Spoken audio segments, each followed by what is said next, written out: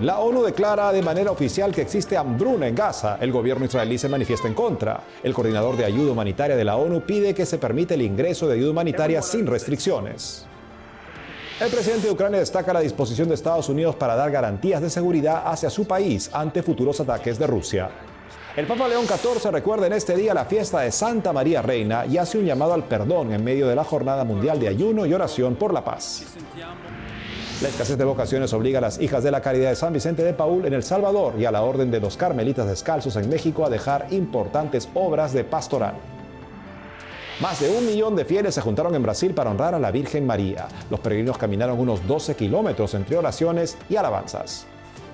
Hola amigos, un gusto saludarlos en su programa de noticias con enfoque católico EWTN Noticias. Soy Eddie Rodríguez Morel.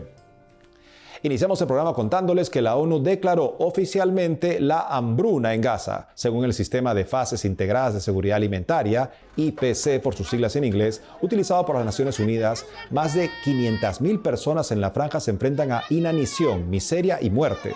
El Ministerio de Asuntos Exteriores de Israel rechazó esta conclusión y señaló que el IPC tergiversó sus propias reglas para lanzar acusaciones falsas contra Israel.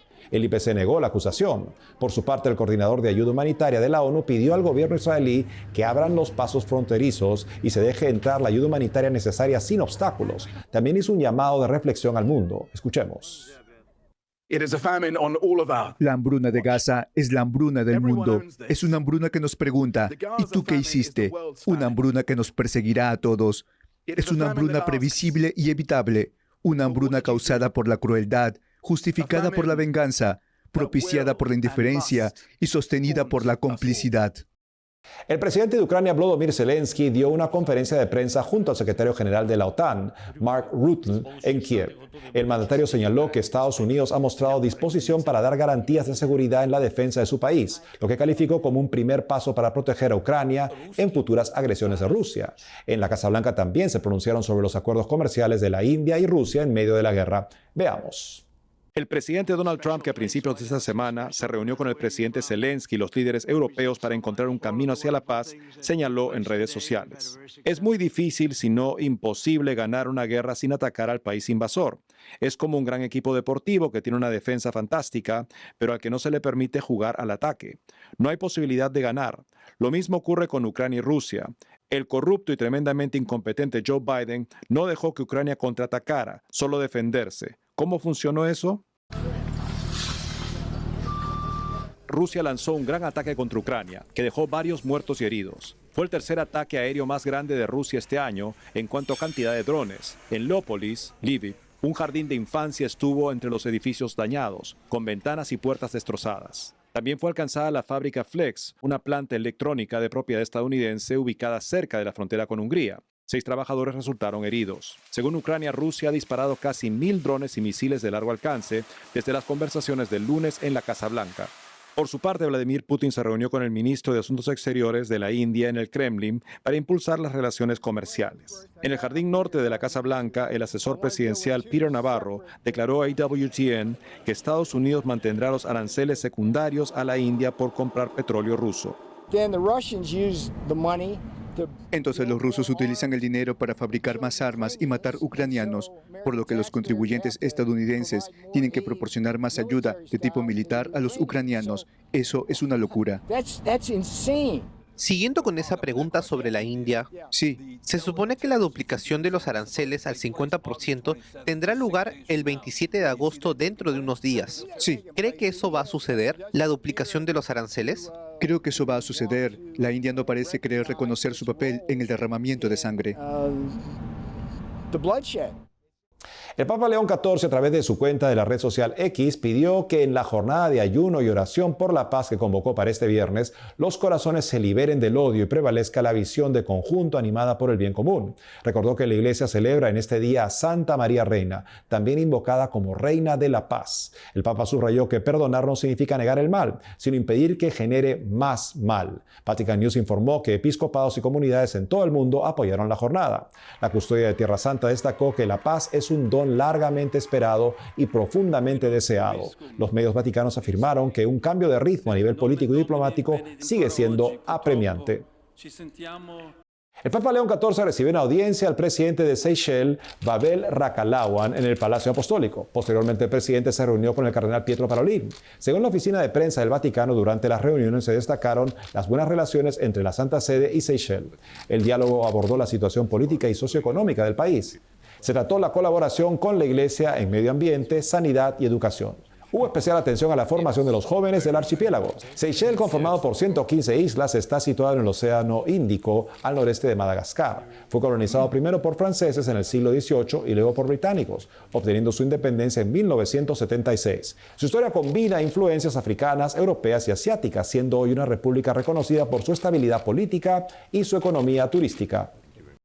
El enfoque de los 100 primeros días se ha hecho común últimamente para entender las prioridades y lo que será tal vez la gestión de una persona con un cargo recién adquirido. Entre ellos, por supuesto, está el Papa León XIV. Para saber más al respecto, estamos con Andrea Gagliarducci, que nos habla desde Roma. Él es un vaticanista que nos va a dar su perspectiva sobre estos 100 primeros días y lo que dicen del pontificado que inicia. Andrea, bienvenido al programa. Gracias por verme. Pues Andrea, cuéntanos, los 100 primeros días, hablan de prioridades, hablan de un estilo. ¿Qué podemos decir de León XIV en estos 100 primeros días? Quería decir dos cosas. Primero, que Papa León XIV trabajó mucho para llegar un poquito de armonía en la iglesia. Así no estuvieron muchas decisiones fuertes. Está pensando, está ponderando, está decidiendo, no ha decidido aún, pero todos los discursos fueron discursos muy ponderados, muy balanceados, y esto es un carácter del pontificado que creo que estará. Segundo, el Papa volvió a algunas tradiciones que son muy importantes para la gente, que no son decisiones de gobierno, pero son decisiones importantes, como por ejemplo las vacaciones de Castel Gandolfo, que Papa Francisco nunca hizo, y que son vacaciones que son parte de la tradición reciente de la Iglesia. Y León fue 2 veces en Castel Gandolfo, y una vez para la misa de la Asunta en el 15 de agosto, que fue muy importante para todos. Y esto es importante. Y ahora el Papa va a volver a vivir en el Palacio Apostólico. Lo va a hacer a su manera.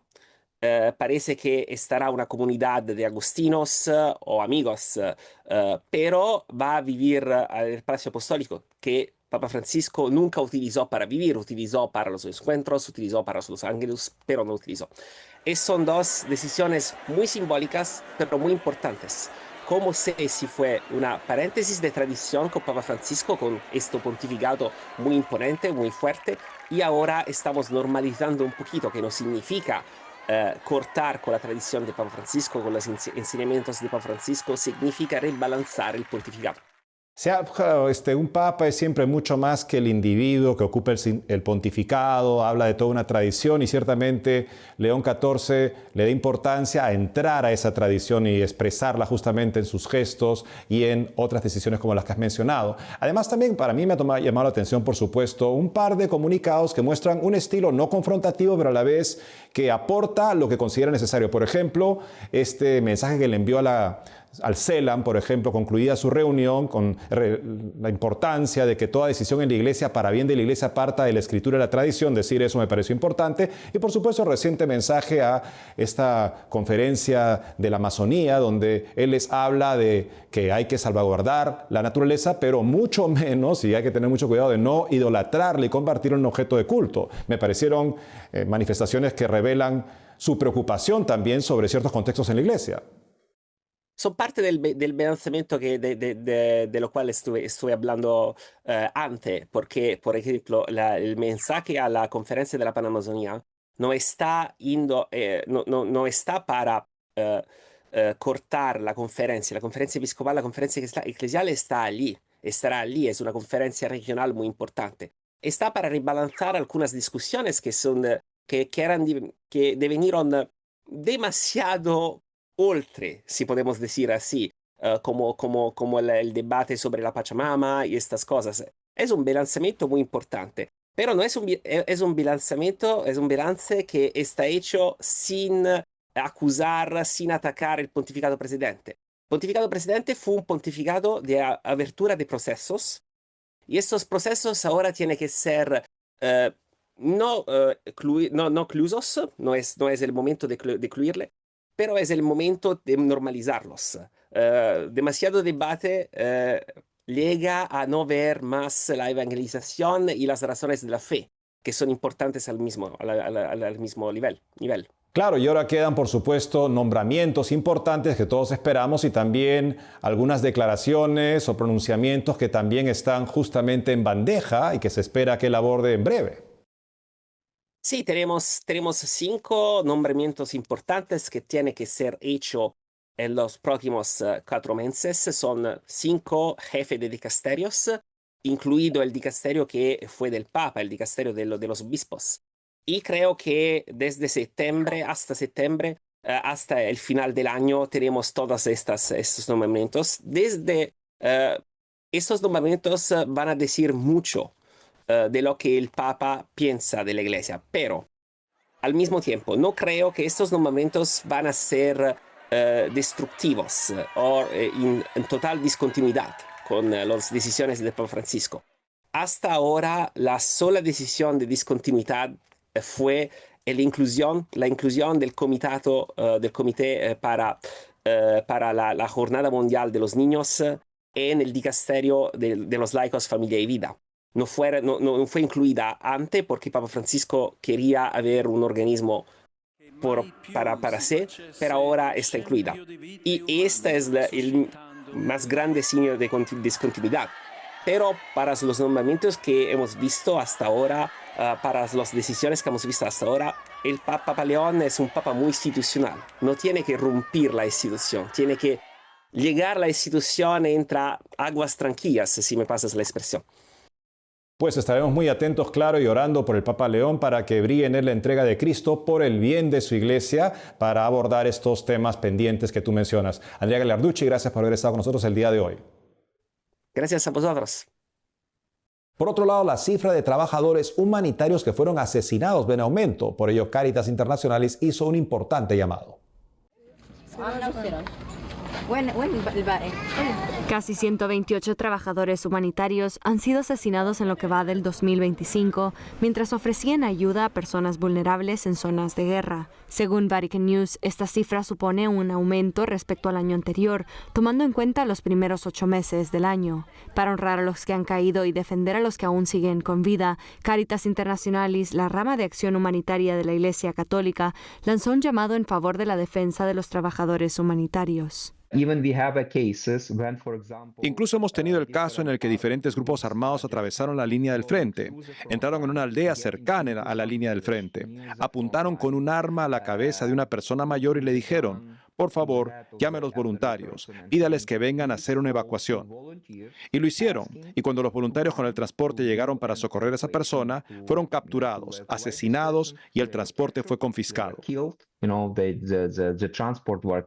Hablando sobre la guerra entre Ucrania y Rusia, el director de programas de Cáritas en Ucrania afirma que gran parte del aumento en el número de víctimas se debe a lo que él denomina la economía de la guerra. Ambos países están fabricando armas cada vez más avanzadas y en este momento se trata de diferentes tipos de drones que ni siquiera se pueden imaginar. Ahora los drones de la Federación Rusa están llegando más lejos, son más rápidos y provocan más explosiones.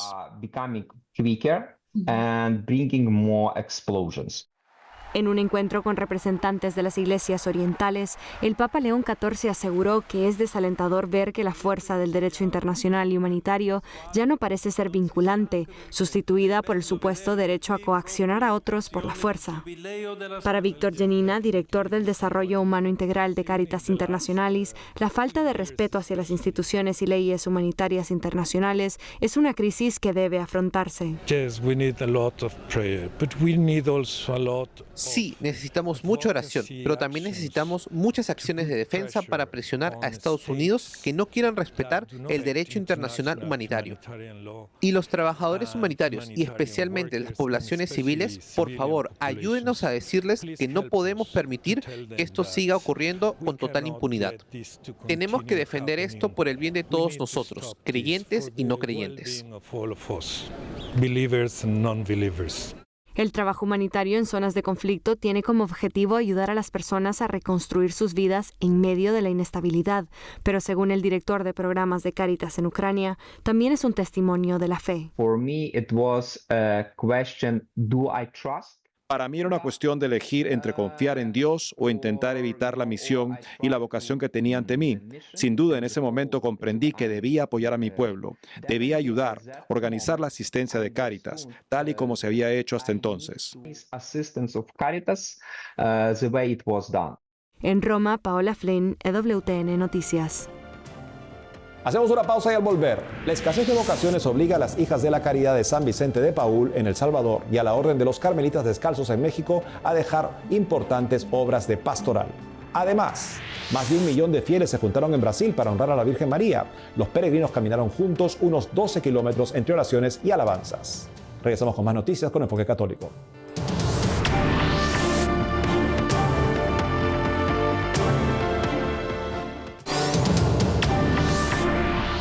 En El Salvador, la falta de vocaciones ha llevado a la compañía de las Hijas de la Caridad de San Vicente de Paúl a tener que dejar un hogar donde ofrecen cuidado y protección a niños y niñas en situación de vulnerabilidad. Ellas llegaron ahí en 1877 y se quedarán hasta fin de mes. Algo parecido le ha tocado vivir a la Orden de Carmelitas Descalzos en México. Nuestro corresponsal Diego López Colín tiene los detalles. Los carmelitas llegaron a lo que es hoy la Ciudad de México en 1585 para continuar con la evangelización de los pueblos indígenas. Desde entonces, el templo de Nuestra Señora del Carmen al sur de la ciudad ha sido uno de los espacios más importantes. Pero a partir de octubre de este año, dejará de contar con su presencia y pasará a manos del clero de la Arquidiócesis de México. Una decisión que dicen se tomó para enfocar el trabajo en otras comunidades del país. Después de haber hecho una visita hace 1 año y medio y ver que somos muy pocos frailes, muchos ya adultos, con pocas posibilidades de vida apostólica, otros enfermos y que no hay las suficientes vocaciones. Los carmelitas dejarán también su convento en San Luis Potosí y mudarán su casa provincial dentro de la Ciudad de México. Con presencia en 16 comunidades y 9 estados, su salida del barrio de San Ángel es vista con tristeza por los feligreses. Yo vengo casi todos los domingos aquí a misa. Vengo desde que tenía 5 años. He venido antes venía con mi abuelita y ahora vengo con mis papás y con mi hermano. Me gustan mucho las misas porque ellos explican muy bien el evangelio. Sales con un sabor de boca muy bueno y me da mucha tristeza que se va ahí. Como Gloria, cientos de familias del sur de la ciudad ven en este templo un espacio de fe y comunidad. La partida de los carmelitas les causa tristeza, pero también invita a valorar la vida consagrada y fomentar las vocaciones. Para el fraile, la escasez de vocaciones refleja en gran parte una falta de compromiso espiritual en los jóvenes y el temor a aceptar el llamado de Dios. Si Dios nos llama es porque nos ha hecho con esas capacidades. Como redescubrir eso, creer eso en la propia vocación, ¿verdad? La otra, creerle a Dios. Creerle a Dios que llama, que Dios habla, que no es una fantasía, que no son problemas psicológicos, que no es fanatismo, que no son radicalidades sin fundamento, que es Dios el que quiere construir su iglesia con nosotros, no sin nosotros. Aunque su salida del Carmen marca el cierre de un capítulo histórico, la orden asegura que su legado permanecerá vivo. Los carmelitas confían en que llegarán nuevas vocaciones y que su presencia seguirá firme en México. La presencia de la Orden de los Carmelitas Descalzos en México no solamente ha dejado un legado de fe, sino también cultural y comunitario que continuará a pesar de haberse retirado de este importante templo. En Ciudad de México, para EWTN Noticias, Diego López. Un periodista español que fue reportero de guerra en Gaza hizo la travesía de su vida. Se fue caminando en peregrinación desde España hasta Belén, en Tierra Santa, lo que le tomó varios meses. Nuestro corresponsal Nicolás de Cárdenas lo entrevistó y esto fue lo que nos contó sobre su travesía. El misionero laico Fernando Gutiérrez acaba de completar una peregrinación a pie de 10 meses desde España a Belén, convencido de que la solución a todos los problemas está en mirar al niño Jesús. Así lo ha explicado a Ciprensa en una entrevista concedida a las pocas horas de su llegada. Creo que el Señor ha utilizado esta peregrinación y espero que la siga utilizando para atraer las miradas de muchas almas que me han ido acompañando, conocidas, no conocidas, de España, muchas de Argentina, pero también alguna de Colombia, de Venezuela, ¿no? Para poner la mirada porque la solución a todos los problemas del mundo está en mirar al niño que nació en Belén, ¿no? Tras ejercer como periodista en España y reportero de guerra en Gaza, tras su conversión a los 30 años se formó con los misioneros de la Caridad en Calcuta. En 2019 se marchó como misionero laico a Kenia, donde poco después fundó la misión Hijos de María, Mary's Children, dedicada a proteger la vida de los niños y madres de un asentamiento junto a un vertedero. Siempre, desde muy joven, he escuchado que había que tomarse la vida en serio, y en parte es verdad, que la madurez, y en parte es verdad, pero hay algo en los niños. Madre Teresa decía, y siempre lo recuerdo y lo digo, que los niños deben ser muy importantes si el mismo Dios se hizo niño, ¿no? Entonces, yo creo que hay muchísima, me atrevo a decir teología, ¿no? Pero hay muchísima historia en los niños que descubrir, ¿no? Por todos, por parte de todo el mundo y de forma individual en cada vocación personal, ¿no? Los niños son muy especiales en el plan de Dios y nos enseñan mucho. El pasado 12 de octubre, Fernando Gutiérrez partió del santuario de Santo Toribio de Líbana, donde se custodia el mayor lignum crucis del mundo, e inició su camino bajo el lema de la cruz a la vida. La llamada que sentí, que era un poco a encontrar respuestas a la misión por la vida en Kenia, que empezamos en Kenia hace 3 años, pues de esa vamos a hablar ahora en Belén estos días, el Señor y yo, ¿no? A lo largo de este camino, Fernando ha experimentado momentos de acogida, alegría, encuentro fraterno y oración, pero también de desierto espiritual.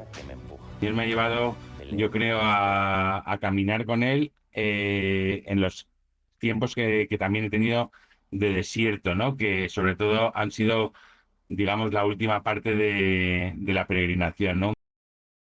Fernando permanecerá en Tierra Santa al menos 2 meses, un lugar donde parece reinar la incomprensión, y la guerra se erige en protagonista permanente desde hace décadas.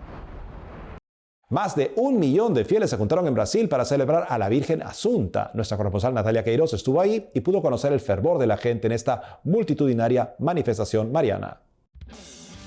Mais de 1 millón de personas se reunieron la semana pasada en Fortaleza, noreste de Brasil, para participar en la tradicional Caminata con María, una manifestación de fe que celebra la patrona de la ciudad, Nuestra Señora de la Asunción. Durante 12 kilómetros, los peregrinos caminaron en oración, alabanzas y cantos marianos, en una jornada marcada por la devoción y la esperanza. Caminamos 12 kilómetros y sentimos que algo nuevo ha renacido en cada uno de nosotros. No hay nada mejor que recuperar la fe cada día y nada mejor que ver a otros caminar con nosotros. Un momento de profunda alegría, de profundo agradecimiento a Dios y al mismo tiempo siempre agradeciendo la intercesión de nuestra querida Madre, la siempre Virgen María. Creada en 2003 como parte de las celebraciones por los 150 años de la diócesis de Fortaleza, la caminata fue reconocida en 2015 como Patrimonio Cultural Inmaterial de Brasil. Este año, una novedad emocionó a los participantes.